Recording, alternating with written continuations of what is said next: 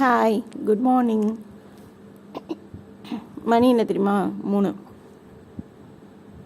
இன்றைக்கி 2:45 எழுந்திரிச்சிட்டேன். அந்த போலீஸ்காரங்களோட ஒரு வாக்கி டாக்கியா அது வந்து கொயாமையான்னு கத்தி என்னை எழுப்பி விட்டுச்சு.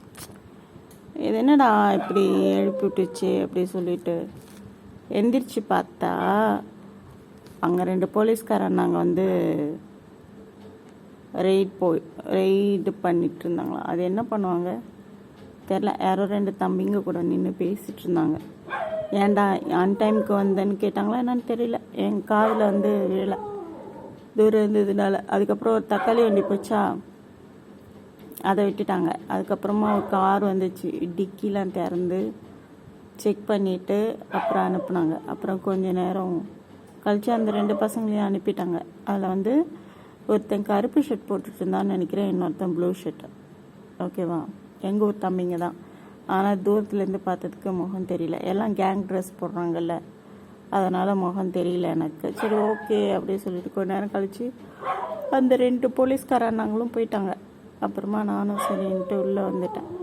போலீஸ்காரனாங்களை பார்த்து லூசி, அதுக்கப்புறம் பேர் வந்து குரோஷி. லூசி ஒருத்தி, குரோஷி ஒருத்தி. இன்னொருத்திக்கு பேர் வைக்கல, புளியாமத்தடியில் இருக்கிறவளுக்கு. அவங்களாம் வந்து குலைக்கவே இல்லை. ஏன் குலைக்கல போலீஸ்காரங்க நாங்களை பார்த்து அப்படி சொல்லிட்டு நினச்சேனா. ஏன்னா லபலபன்ட்டு அந்த ஆக்சிடெண்ட் ஆனப்போ பயங்கரமாக எல்லோரும் குலைச்சாங்க. எங்கள் அம்மா வேறு பயமுறுத்திட்டாங்க. என்னன்னு தெரியுமா?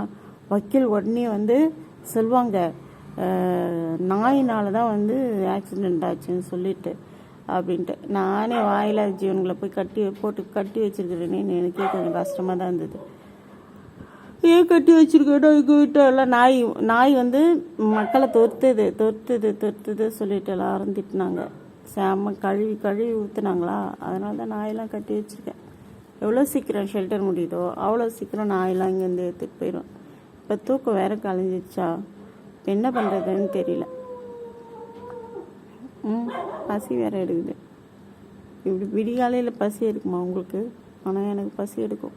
யாராச்சும் காஃபி போட்டு கொடுத்தா நல்லாயிருக்கும். யாருமே காஃபி போட்டு கொடுக்கறதுக்கு இல்லை. இந்த திவ்யா பொண்ணு வேற போய் அந்த வீட்டில் பத்துக்கிறா. இப்போல்லாம் அவட ஆடு தொத்தி விட்டுறது. உங்கள் பிள்ளைங்களாம் நீங்களே பார்த்துக்கோங்க, என்னாலாம் முடியாது அப்படியே சொல்லிட்டு.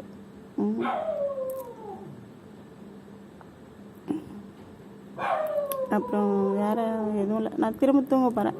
பாய்.